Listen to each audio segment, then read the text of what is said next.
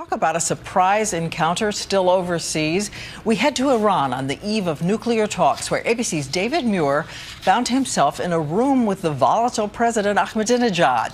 And David joins us from Tehran to tell us more.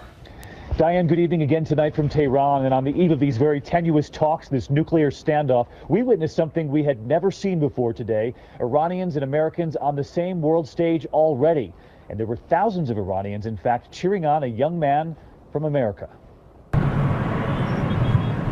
Here on the streets of Tehran tonight, nuclear tensions mounting even before the talks start.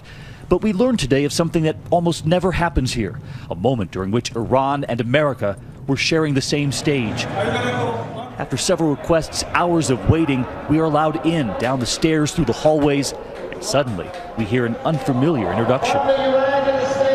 Quick run, the United States.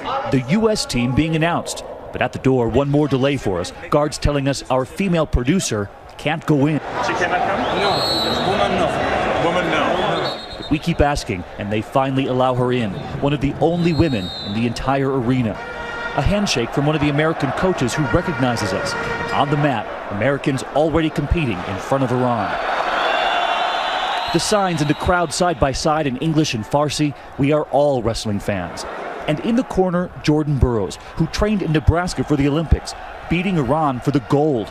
And still, when his name is called here, From the United States of America. the cheers are deafening. And just listen to them chanting his name. This American cheered on even here. And Jordan wins again. A message with impeccable timing, because soon after, an entrance. The Iranian president waving to the crowd, watching Iranians and Americans here in Tehran. How are you? And in the crowd, fans welcoming us to Iran, so many of them surprised when we tell them we're from the American Broadcasting Company. And one little boy reaching out with his hand, too. In the end here, the Iranian team emerging with the gold, the U.S. team with bronze, Jordan holding that trophy. And suddenly, a nod from the president when he notices our crew from America. But it was the next gesture on that stage Iranians rarely see here, a handshake to that team from America, from a leader locked in a long-standing nuclear stalemate with the U.S. and much of the world.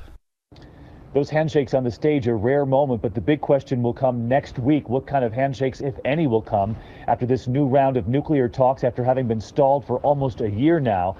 But on a personal note, I can tell you that when that happened today, unfolding in that arena, one Iranian turning to me saying, "I never thought I'd see something like this."